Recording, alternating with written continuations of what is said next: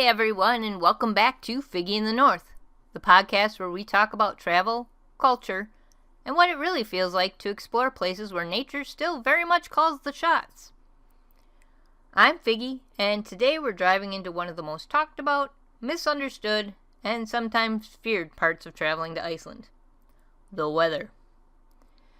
Because if you've ever mentioned Iceland to someone who's been, or even someone who's just heard about it, you've probably gotten the same reaction. Oh wow, the weather must be brutal. Here's the truth. Iceland's weather isn't brutal. It's honest. It tells you exactly where you are in the world.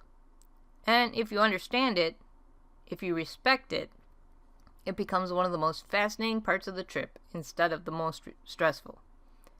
So today, I want to help you understand how Iceland's weather actually works, what makes it so unique, and how to pack in a way that lets you enjoy your trip instead of worrying about being cold, wet, or unprepared.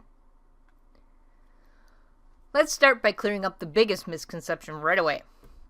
Iceland is not constantly frozen. Despite the name, Iceland's climate is surprisingly moderate for how far north it is.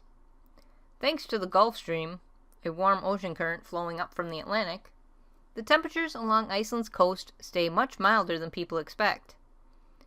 In winter, you're often looking at temperatures hovering around freezing, sometimes a bit below, sometimes a bit above. In summer, it's usually cool, but comfortable, often in the 50s or 60s Fahrenheit. So if the cold isn't extreme, why does Iceland's weather have such a reputation? Because temperature is only one piece of the story. What really defines Iceland's weather is movement. Air masses are constantly shifting. The cold Arctic air meets the warmer Atlantic air, and Iceland just happens to sit right where those two systems collide. That creates fast changes, dramatic skies, strong winds, and weather patterns that don't like to sit still. This is why you'll hear the famous Icelandic saying, "If you don't like the weather, wait 5 minutes." And that's not a joke. It's a survival tip.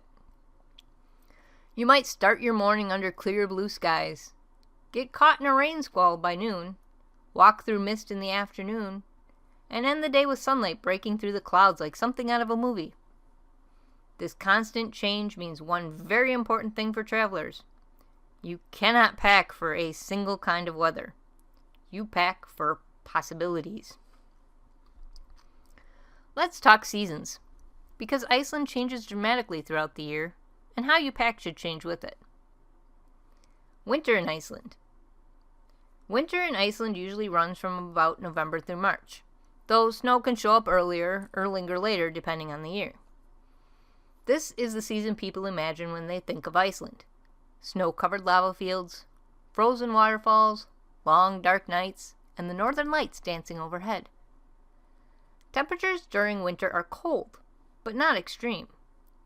What makes winter challenging is the combination of cold, wind, and limited daylight. When the sun is low or absent, everything feels sharper. Air, wind, temperature.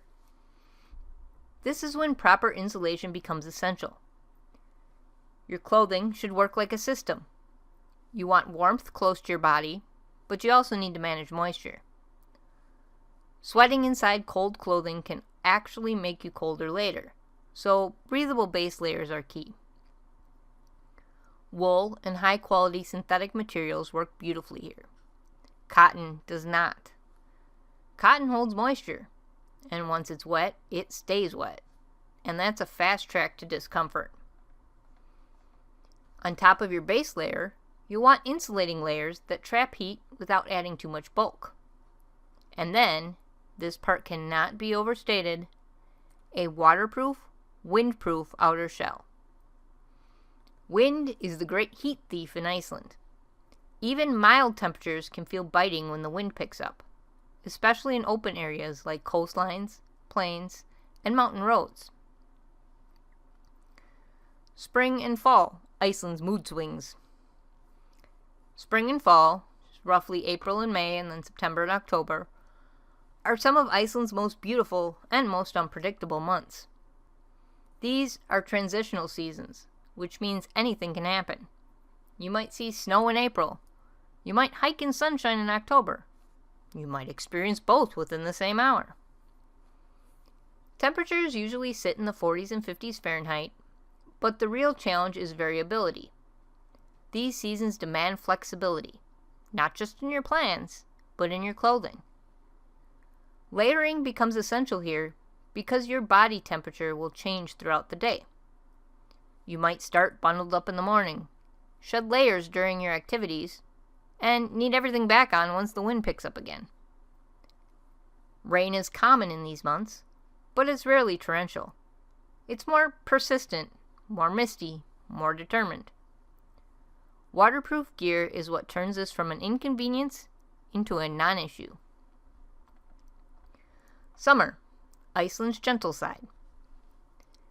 Summer in Iceland runs from June through August, and this is when the country feels almost surreal. Long days, sometimes with no real darkness, vibrant greens, wildflowers, waterfalls roaring with meltwater.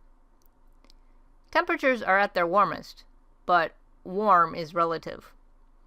You're usually looking at cool, crisp air rather than heat.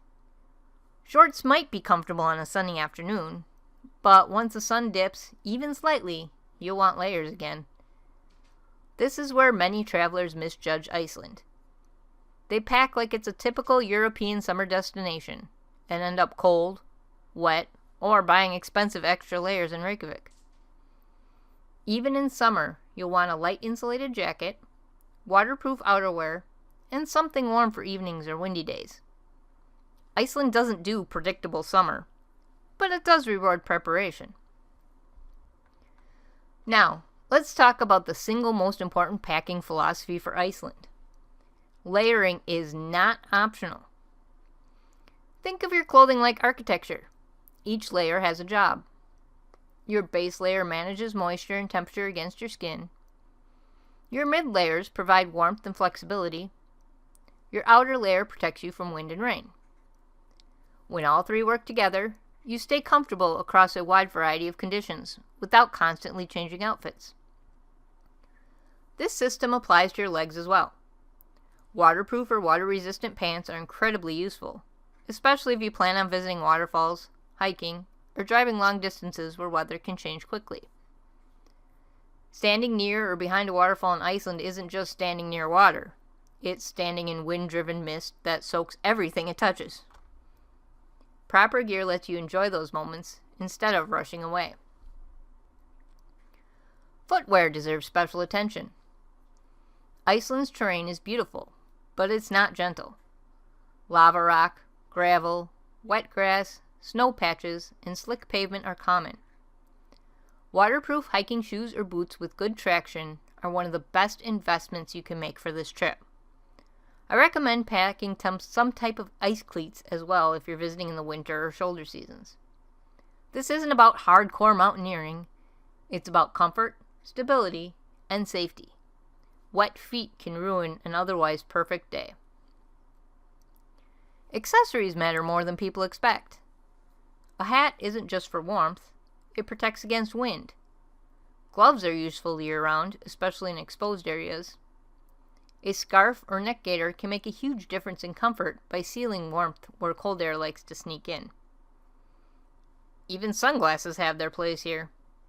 Light reflecting off snow, ice, water, or even wet pavement can be intense, and eye fatigue is real. Backpacks should ideally be water resistant because Icelandic weather does not wait for you to find shelter. One of the best things you can do is observe how locals dress. Icelanders don't fight the weather. They move through it calmly, practically, and with quiet confidence. Neutral colors, functional layers, sturdy shoes. It's not flashy, but it works, and it's stylish in its own way. That mindset is worth adopting. When you dress properly, the weather stops being the enemy. It becomes part of the atmosphere, part of the story you'll tell later. A few final habits to adopt while you're there. Check the weather forecast daily, and pay attention to wind speed, not just temperature. The wind changes everything. Be flexible with your plans. Iceland rewards adaptability. Some of the most memorable experiences happen when you adjust instead of resisting. And accept a little discomfort now and then. You're visiting a place shaped by volcanoes, glaciers, and storms. Feeling the elements is part of understanding them. So if I had to sum up Iceland's weather in one sentence, it would be this. It's not about enduring it, it's about learning how to live alongside it.